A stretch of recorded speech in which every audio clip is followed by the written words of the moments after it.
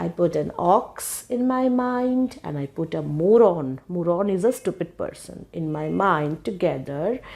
And then I figured out they do not match. A stupid person cannot stand right next to an ox. Maybe the ox would hit him, or the stupid person would do something stupid to make the ox hit him. So somehow they are in opposition. So whenever two words are opposite to each other, but they are sitting side by side, they are like that, ox and moron, and therefore they are.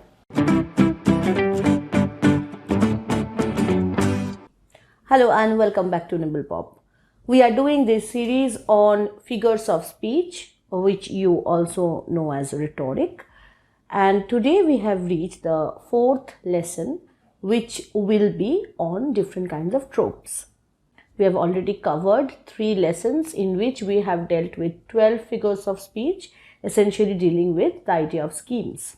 Tropes are those figures of speech where the poet or the writer plays with the meanings of the words. So they are more organically connected to the significance, the ways in which the poets or writers want to give of their meanings. So they are comparatively less easy to determine or identify. However, with some tips and tricks, you will be able to identify at least like most of these tropes or figures of speech under the category of tropes. Today we will be specifically looking at 4 such figures, and 2 of them are very common. One is simile and the second one is metaphor. Then we will be moving on to onomatopoeia and then finally oxymoron. So these will be our areas of discussion today. If you haven't subscribed to our channel, you might consider subscribing, because then you will stay connected. Whenever a new video comes up, you will be notified. This is Monami Mukherjee. Welcome once again.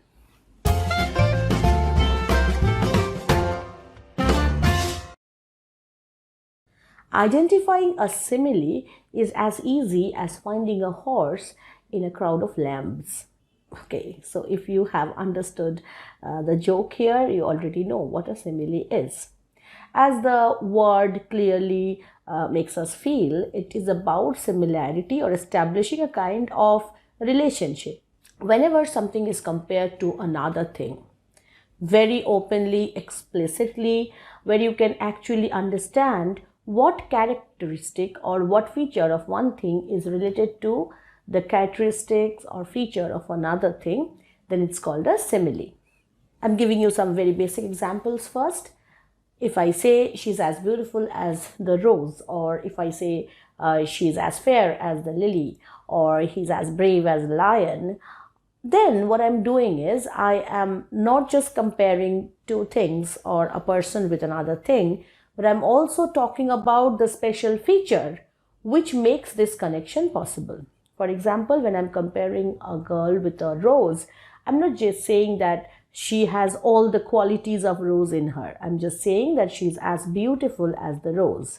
So I'm being very specific, I'm being very explicit, I'm being very clear that I'm comparing this aspect of this person or this thing with the same aspect of the other thing. So if I'm saying that her hair was as dark as the clouds gathering above, then I'm talking about the darkness of the clouds, and I'm comparing that darkness to the darkness of her hair. So this is what simile does. It not only connects 2 things, but it also gives a specific quality which is connecting them. So let's just jump into some real examples from real poems that maybe you have read them already. So I've selected the poem To a Skylark, which is like the whole poem is so dependent on similes. For example, the lines, keen as are the arrows of that silver sphere. So here the skylark's flight is compared to the arrows and their keenness, their sharpness. All the earth and air with thy voice is loud, as when night is bare from one lonely cloud, the moon rains out her beams and heaven is overflowed.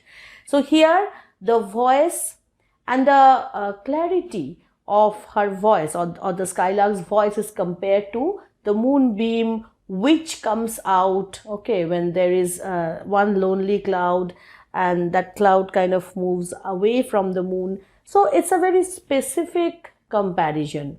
And then finally the line, like a poet hidden, and then we have like a high-born maiden, like a glowworm golden. So you have so many instances where the skylark is compared, or rather the skylark's presence is compared to something which the poet defines and very clearly defines. So other poems where I think you have encountered similes, you have encountered countless similes in your life, but these poems are again very common. I wandered lonely as a cloud that floats on high over vales and hills. So here also you might say that, okay, the poet is comparing himself as a cloud. He is not comparing his any specific characteristics. Of course he is talking about his lonely walking or lonely wandering. So I wandered lonely as a cloud. So he is not just saying that I am a cloud. He is saying my wanderings, my moving around, that is as lonely as a cloud. Okay, then you have this line from Prufrock. If you think that similes were used by romantic poets and that's like an old school thing, it's not that. Even modern poets use a lot of similes. You have this from Eliot. Let us go then, you and I. Which poem? Prufrock, right? When the evening is spread out against the sky like a patient etherized upon a table. So he is talking about this evening, comparing this evening to a patient. So it's kind of a personification also, where the evening is seen as a person, but here you can clearly see that the evening is compared to a patient, and not just any patient, a patient who is already laying half unconscious, etherized upon a table. Okay, and then finally I have this very pretty example from our very old days, those nursery rhyme days. Twinkle, twinkle, little star, how I wonder what you are, up above the world so high, like a diamond in the sky. So here you can see that comparisons are very openly made. And how do you think this is accomplished? This is done by the use of as or like. Whenever a poet uses as or like, the moment he does that or she does that, we think that the comparison is very openly given.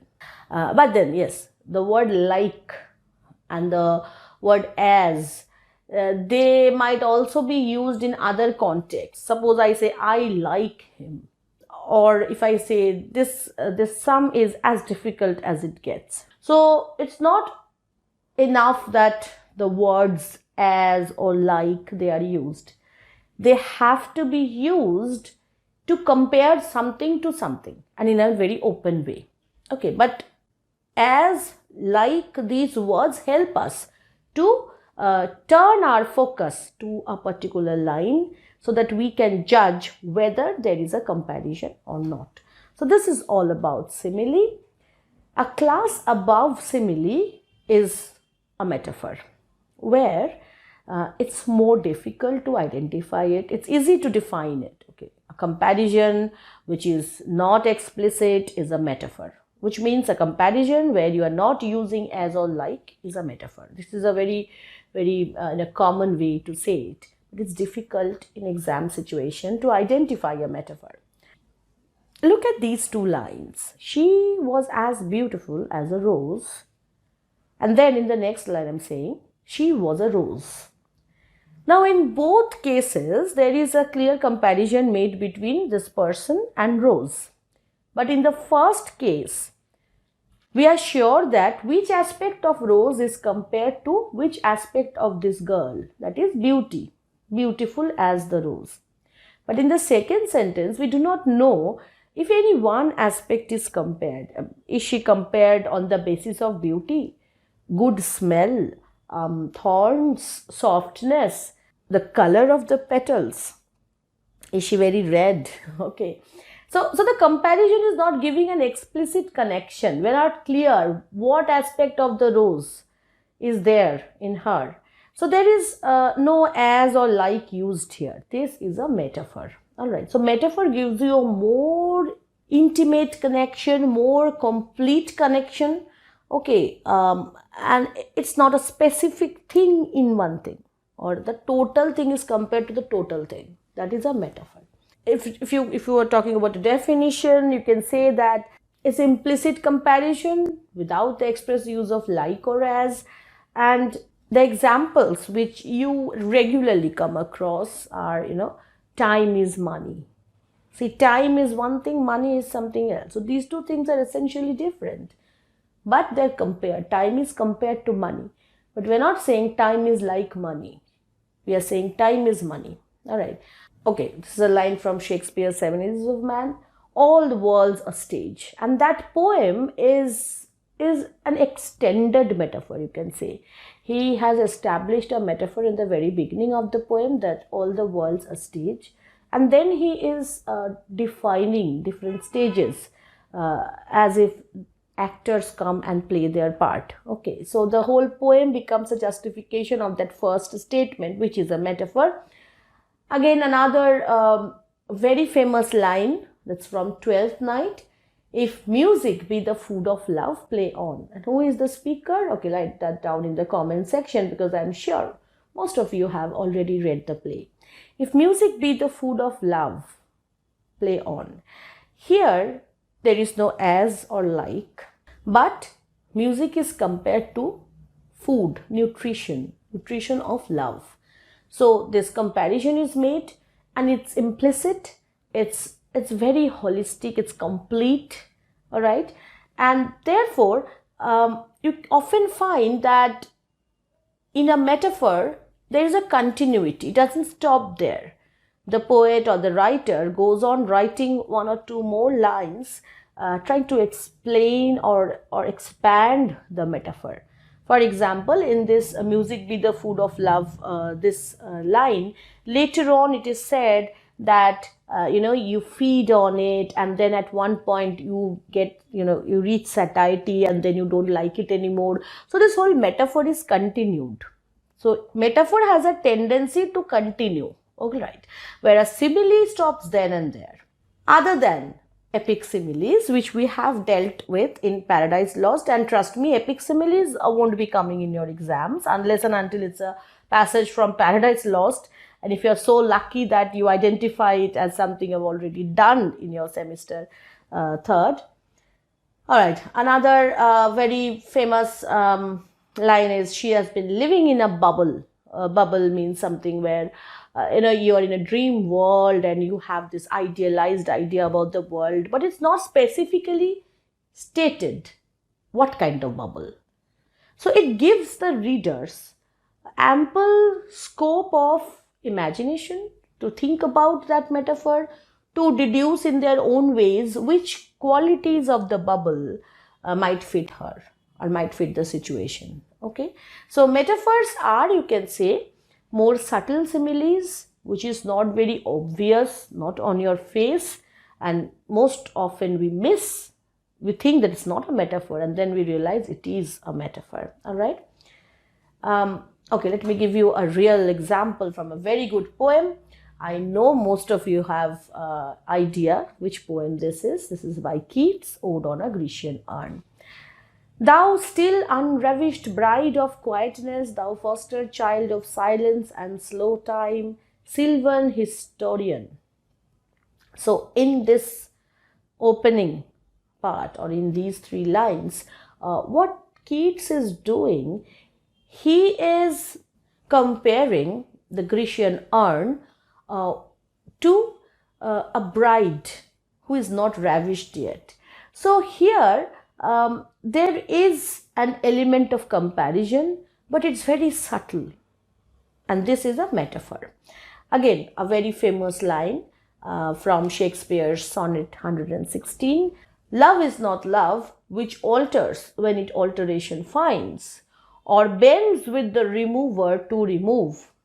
Oh no, it is an ever fixed mark that looks on tempest and is never shaken. It is the star to every wandering bark whose worth is unknown, although his height be taken. So love is compared to a star here, but as like these words are not used, instead it's like a star without using the word like. Okay, so this is a comparison, because love is not a star. Okay, get this clear. In the poet's imagination, there is a similarity between love and star which guides the sailors. Alright, and this imagination of the poet is helping him make this connection, which is now in front of us in the form of this metaphor. Alright, Ulysses by Tennyson. I cannot rest from travel, I will drink life to the lees. Lees means the last part of any liquid which you leave in a glass, be it tea, be it wine. It is usually seen that people leave a dollop of something which they drink at the end, that is called lees. And Ulysses wants to drink life to the lees, as if life is like a drink offered to him, and he's not ready to leave even a little drop at the end. He wants to have the whole of life. What the poet is doing here is he's comparing life to a drink and saying that he will drink life to the least. That is, Ulysses will enjoy his life to the last moment. And this is an example of metaphor, because see, we do not have the words as or like. Tennyson is not saying that life is like a drink which I will drink to the lees. Then it would become a simile. All right. Instead, he is using a metaphor here. So these are the two very closely related figures of speech which you will encounter in your exams. Similes are very common. Metaphors are very common. Metaphors are a little bit difficult to identify, but you have to understand that to identify any kind of trope, any kind of figure of speech under the category of trope, you will have to know the meanings of the words. You have to have some idea of what the poet is trying to say. They are not like those structural figures of speech where you don't have to know the meanings. Here you will have to know the meanings, all right? And some amount of grammatical sense, some amount of linguistic idea has to be there. Similes are easier comparatively. Even if you don't understand much of a poem, you can identify similes. But to understand metaphors, you'll have to understand at least something about the central message of the poet. Only then you can understand that what kind of connections are made in the poet's mind between two dissimilar objects. All right. Now let's come to an easy one. Okay, one difficult one, and then we should have an easy one. I'm talking about onomatopoeia. It sounds huge, doesn't it? Sometimes these names can be deceptive. It's very easy to identify onomatopoeia. Onomatopoeia is, you can say, it's a creation and rhetorical use of words that are phonetically connected to suggest the actual sound they describe. So it's about sound. It's basically not even a figure of speech. It's a figure of sound. So onomatopoeia is a figure of sound, if there's something called a figure of sound. So yes, you can identify onomatopoeia even without understanding much of meaning. You have to look for words which refer to any kind of sound. All right. For example, what is the sound of bees? Buzz. What is the sound of snakes? Hiss. What is the sound of cows? Moo. Okay. And then dogs, bow wow. Okay, so there are words which represent sound and they sound like those sounds. I'll explain it in a better way. For example, if I say, what is the sound made by an owl? You would say hoot. Now when you actually listen to an owl making a sound, it sounds like that word hoot. Therefore, the word hoot is phonetically connected to what it means. Now, if you say, what is the sound made by a lamb? I would say a lamb bleats. But when you hear an actual lamb bleating, it makes a sound like bear. It doesn't make a sound like bleat. So that is not an onomatopic word. Okay, so onomatopic words are those words which sound like the things they mean. A bell dings, and it dings like a ding. A clock ticks, and when you listen to a clock, it does make the sound tick. All right, so these words are very closely connected to the things they represent, and these are called onomatopic expressions. Whenever you see these expressions in a poem, you simply say it's an onomatopoeia. I'm giving a very good example, and the name of the poem is The Bells. It's by Edgar Allan Poe. How they clang and clash and roar, what a horror they outpour on the bosom of the palpitating air. Yet the ear it fully knows by the twanging and the clanging. Listen to these words, clang, clash, roar, twanging, clanging. All these words sound like the bells themselves. So here you have the words which sound like the things they're talking about. So these are onomatopic words. Okay. Another example is from Emily Dickinson. I heard a fly buzz when I died.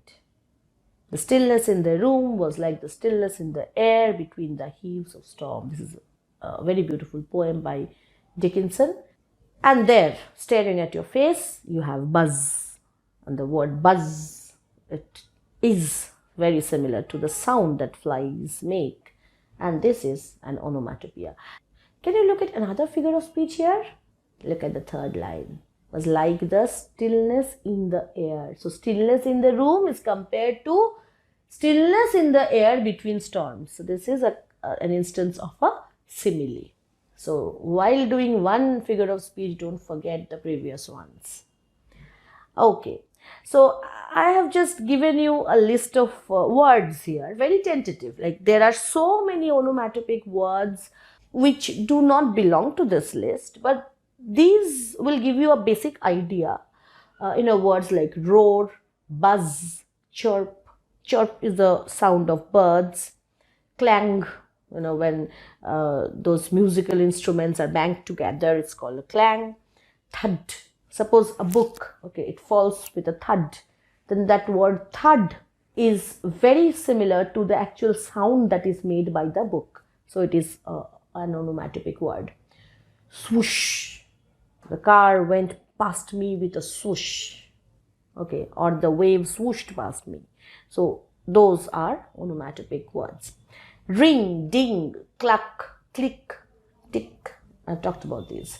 So any word which sounds like a sound which it actually talks about is an onomatopoeia. Okay, now my favorite one.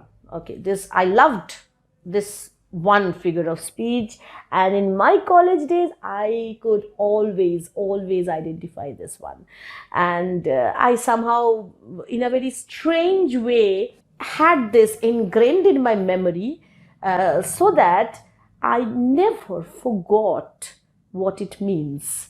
And that figure of speech is oxymoron. And the strange way in which I remembered the meaning of this word is, I put an ox in my mind and I put a moron. Moron is a stupid person in my mind together. And then I figured out that they do not match.